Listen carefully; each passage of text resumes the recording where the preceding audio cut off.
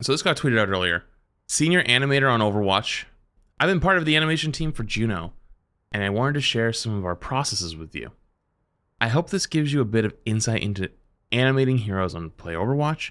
It's a labor of love from every department, and the team has been ecstatic for the warm reception of our new support hero, Enjoy. And then they have a YouTube channel that they made here. Oh my god, like this is literally, do they have other stuff? I'm just curious. It's their first ever video. Holy shit, that's awesome. So now I'm curious. Is this like a passion project video, or is this like a corpa, like they actually just put this out? Like, I think it's a passion video. Hello and welcome. My name is Kyle, and I'm an animator on the Overwatch team. It With the is. release of our latest support hero, Juno, It's a little quiet. Let me know if this is better. I wanted to take some time today to give you a behind-the-scenes look at her animations. I'll be going over her movements and abilities, and provide some insights on how we iterated and ultimately landed on all of her motions. Does this sound good to you? So with that, let's get into the I'll animation. see if I can go of more. Juno.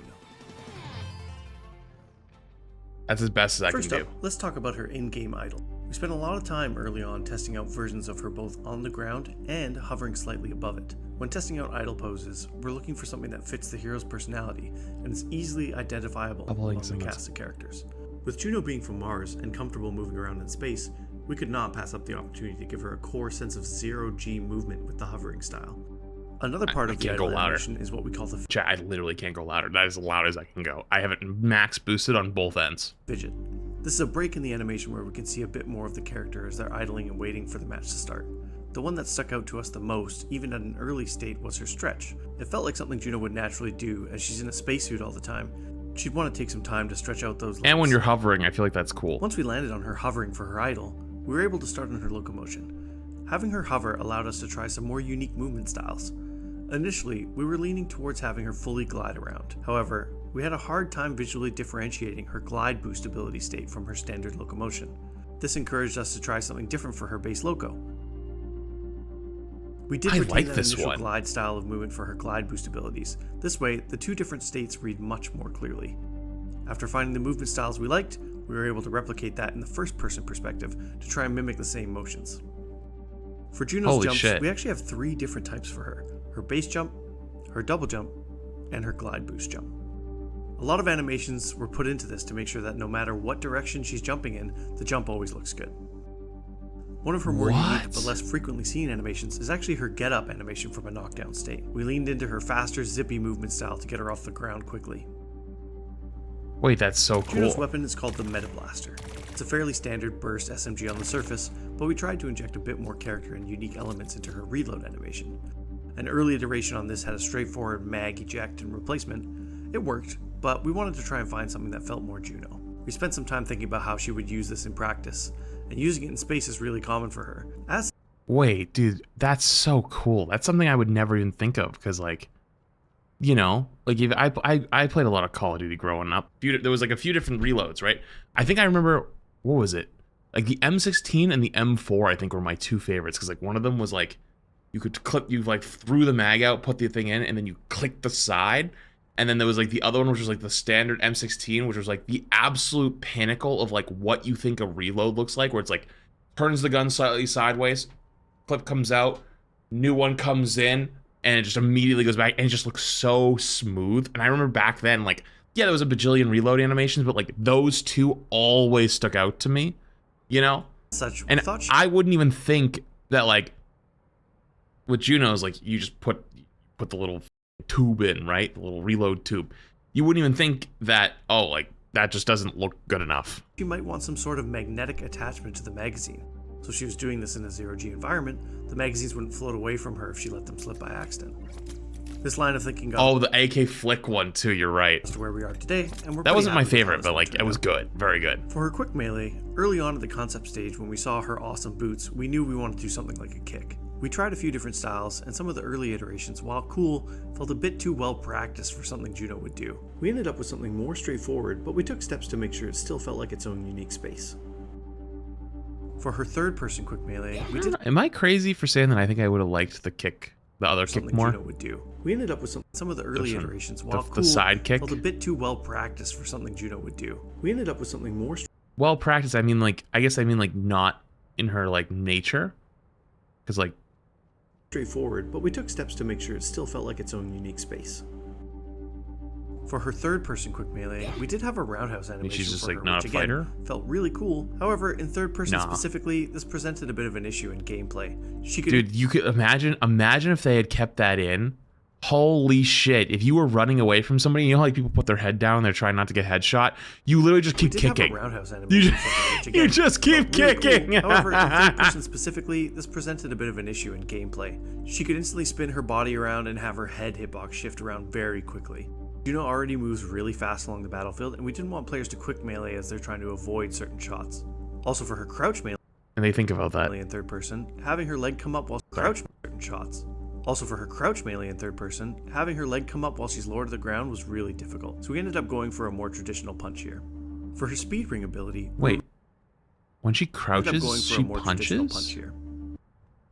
Chat, be honest with me. How many of you guys knew that? One small step at a time. Wait. Wait, what? Wait, she still kicks when you crouch. Wait, am I stupid? Wait, did I mishear it? Head hitbox shift around very quickly. Juno already moves really fast along the battlefield, and we didn't want players to quick melee as they're trying to avoid certain shots. Also, for her crouch melee in third person, having her leg come up while she's... Oh, it's only in third person. Okay. Oh, listen, I knew that I could see the third person, but I thought, wow, is there... No, now, new question. Is there any other animations in Overwatch that are extremely different like that in terms of first person versus third person? Like, on my screen, I'm kicking, and on their screen, I'm punching. Zarya? What does Zarya's do? What is Zarya's different? She uses her gun? Ah. Lower to the ground was really difficult, so we ended up going for a more traditional punch here. For her speed ring ability, we were really inspired by one of the early concepts from our concept artist Daryl Tan. Juno was in a really awesome dynamic pose that we wanted to mimic as much as we could in gameplay. Traditionally, we keep the lower body in place, and we couldn't hit something like this for the animation playing at idle. But since Juno hovers, she could reach a pose close to this and have it work pretty seamlessly. This way, at idle, we get the nice dynamic pose, and the upper body still works well for when it happens during locomotion. The Pulsar Torpedo's ability looks a bit different from when Juno was first shown at BlizzCon. The shoulder mounts are gone in favor of having the pods float autonomously. This allows... Wait, I didn't even notice that. ...happens during locomotion. The Pulsar Torpedo's ability looks a bit different from when Juno was... Holy shit, I forgot that there were arms. ...first shown at BlizzCon. The shoulder mounts are gone in favor of having the pods float autonomously. This allowed us to add a lot more interesting motions to them, one of my favorites being her third-person outro. They twirl and dive back into her backpack. And finally, we have Juno's ultimate. We tried early on to have an actual screen in Juno's gauntlet that she would interact with. There were some issues we ran into with trying to get all of the motion reading in a short time frame. Through a lot of iteration, we ended up having her screen be more of a hollow projection that she can bring up and interact with. It also lets us have a more forward-facing direction for her swiping in the first-person perspective, which gives us more directionality for firing the ultimate. That makes sense. Facial animation is very important on our characters to really get their personalities to shine through. For Juno, we started by looking at some concept expressions. This gives us a starting place for her overall tone. From here, we start breaking down her different facial features and how they relate to each other to make sure... What'd that say? Hold on. Observing how design aspects change based off the eye direction, camera angle, and expression. To make sure our facial animations stay on model. For her eyes and brows...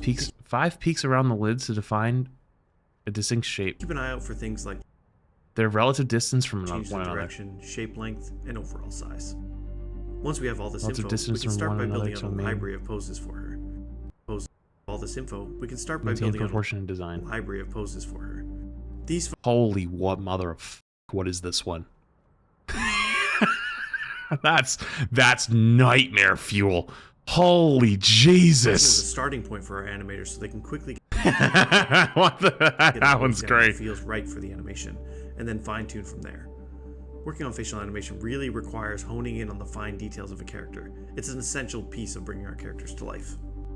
While I've focused on animation... You know, I don't think that's probably one of the few things Overwatch doesn't get enough credit on. Because I have played games before, and I've, like, where you look at a character and they just feel lifeless. There's just no soul behind them eyes. I've never noticed that with Overwatch, though. I've never looked at an Overwatch character and be like, yep, that guy's soulless. While I've focused on animation in this video, it's important to note just how many people are involved in creating our heroes. Design, concept, modeling, rigging, animation, visual effects, sound, lighting, QA testing, and more. Without all these talented people, creating these heroes just would not be possible. So a big thank you to the Juno team and all of Team 4. And that wraps up this video on Juno's animation. Thank you so much for watching. I hope this brought you some interesting insight into animating heroes on Overwatch. Now, go out there and play some Juno. Yeah, it was pretty good. I wish it was a little bit louder. Maybe if they make these in the future, maybe bring the volume up just a little bit because it was really hard to hear. But very good video. It's actually, you don't really get to see that side very often, so.